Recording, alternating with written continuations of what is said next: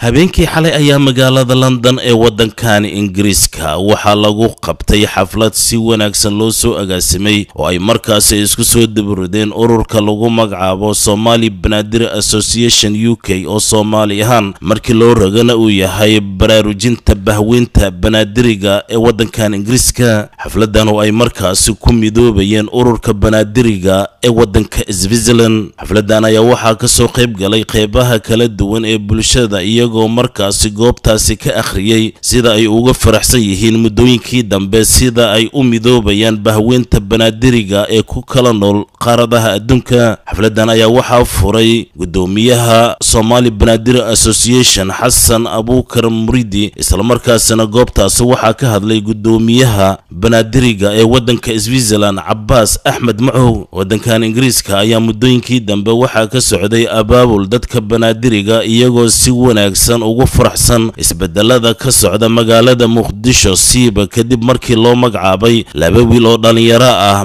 degmooyinka ay markaasi ay degaan dadka banaadiriga. xafladan ayaa waxay ahayd xaflad runtii aad u qurux badan, isla markaasina khudbado laga soo jeediyay. khudbadahaas oo aan isku dayay kuwooda ugu qiimaha badnaa in aad ila daawataan. أعوذ بالله من الشيطان الرجيم بسم الله الرحمن الرحيم إذا جاء نصر الله والفتح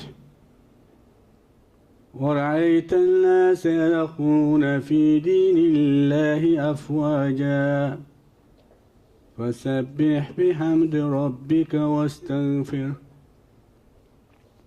إنه كان توابا صدق الله العظيم.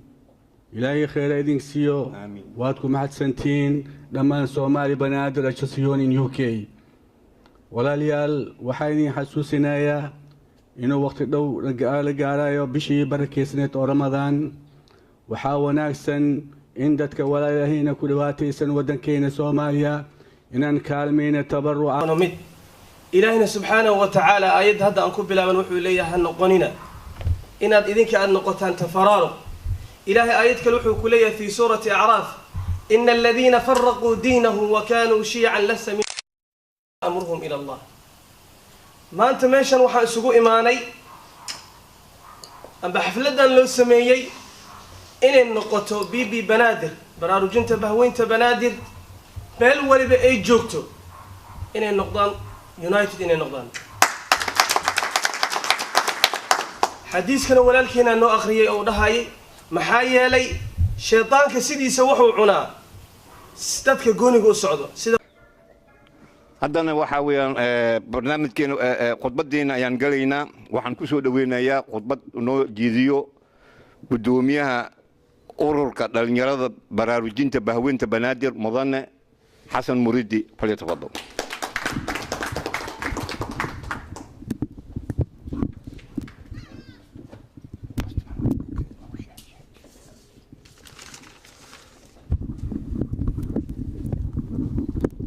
السلام عليكم ورحمة الله وبركاته.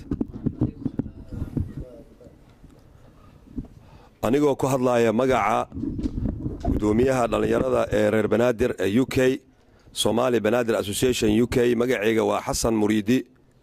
أنيقو كهدلا يا مقعة ururka بيبي banaadir iyo مقعة علماء diinta ee مقعة odayaasha iyo waxgarad kaba iyo inta ka soo qayb gashay xafladan aadka u qiimaha badan. baal dahabna ka gali doona una soo hoyn doona midnimada reer banaadir meel kasta oo ay ka joogaan qaran loo dhan yahay. horena waxa u sheegay qaran waxa dhisi kara waa dhalinyarada, qaranna waxa burburin kara waa dhalinyarada. dhalinyarada waa kuwii aasaasay midnimada ummadda Soomaaliyeed. sidaas ayaa loo baahan yahay in dhalinyarada reer banaadir ay door weyn ka ciyaaraan sidii ay u mideyn lahaayeen isku keenida ummadda Soomaaliyeed iyo mideyntooda si loo helo wadajir Soomaaliyeed. gudoomiyaha uu maadsan yahay hadalkii iyo guwaabadu halkan nagu bixiyay haatana microfoonka waxaan ku soo dhaweynayaa gudoomiyaha ururka dhalinyarada Switzerland mudane عباس حاج أحمد أبقاتي وليتفضل.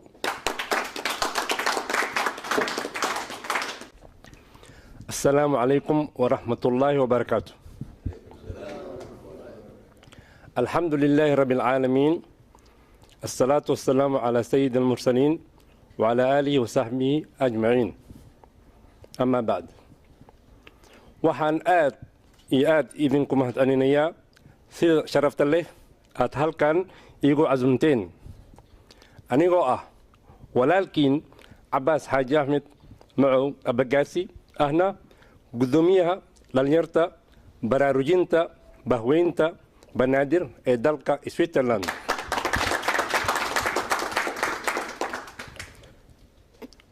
waxaan ku faraxsanahay sida aad isku duwan tihiin jaaliyadiina dhalinyarta reer banaadir ee Ingiriiska oo tusaale noo naqatay inaan idinku dayanno xafladihii aad u samaysteen xafladii taageeridda ee gudoomiyaasha degmooyinka Xamarweyne iyo Shingani oo ah reer banaadir oona ah dhalinyaro. waxaan rajeynaa sida uu sheegay walaalkay gudoomiyaha bahweynta banaadir ee Ingiriiska mudane Xasan Muriidi Abuukar inaan isku mowqif ahaano oo naga dhaxeeyo wada shaqayn joogto ah xaq siyaasad iyo xaq dhaqaale ah. dhalinyarta oo shirka ay sameeyeen khaas ahaan maanta oo meeshaan kusoo dhaweynayno Cabbaas Xaaji Axmed gudoomiyaha dhalinyarta ee reer Switzerland oo asna noo qaabili alxamdulillah nasiibkaas aan yeelan. ugu horreyntii inta waxaan jeclahay inaan ku salaamo madaxweynaha ra'iisul wasaaraha iyo ra'iisul baarlamaan iyo Jelani Nuur Iker. taasna waxaa nasiib u yeelanay maadaama ay shaqadan ay ku qaateen Royal TV inuu caawineen in howsha ay qabteen. taasna nasiib wanaag iyo kanasalaan iyo mahadcelin aan ugu gudbinay. taas haddaan ka soo tago haddana waxaan kaas aan u mahadcelinaynaa gudoomiyahayna Xasan Muriidi Abuukar. haddana taas haddii laga sii tago waxaan awaal weyn u haynaa Master Mongabo oo naga farshiisii lamada gudoomiye degmada Xamarweyne iyo Shingani. maadaama maanta oo maamaha badan meesha laga soo jeediyey gacan jabtay guntay u taalaa. marka Mongabo waa arwa anigana hal mahmaha inaan ku soo jeeday ay ku saabsan tahay oo Xaaji Baraka xamaraa la xooga xawaala karoon ninka soo xasuustay Xaaji Baraka waaye hadduu Xaaji Baraka naqlaay iyo hadduu Mongabo naqleed aday ku taalaa oo banaadir. xafladda tani horta sideedaba waxaa loogu talagalay oo maanta tani inaan ku soo dhaweyno walaalkiini Cabbaas Axmed Macow. Cabbaas iyo 4 qofood kala jiray oo naga imaanayeen Jarmalka iyo Faransiiska Itaaliya marka way soo cudur daarteen. marka waxaan rajaynaynaa marka dambe inuu imaanayaan inaan sidaan si ka fiican u soo dhaweyno ayagana. Cabbaasna waxaan maanta guddiga ay u doorteen inuu magaca Bibi Banaadir dhinaciisa ka sii wado oo asagoo u fadhiyo Switzerland gaar ahaan oo nin walba Switzerland degana wax alla oo Banaadir dhib ay qabaana waxay la xiriiri karaan Cabbaas. gabagabada xafladaasi ayaad waxaad mooday in dhalinyarada banaadiriga ee kun kala nool wadanka Switzerland iyo wadankan Ingiriiska ay si aad ay ugu faraxsan yihiin midowga ay markaas ay midoobeen labada urur ee banaadiriga ee wadankan Britain iyo wadanka Switzerland iyagoo markaas isticmaali doona magaca caanka ah ee muddooyinkii dambe aad moodo in banaadirigu ay aad ugu hadaaqayaan oo ah baraarujinta bahweynta banaadiriga. waa Saalim Salaad Dhoore magaalada London ee wadankan Ingiriiska. baladkayga loo bururayo berigaan u soo baxnaye bus amey ka buugtaaye Soomaaliye tooso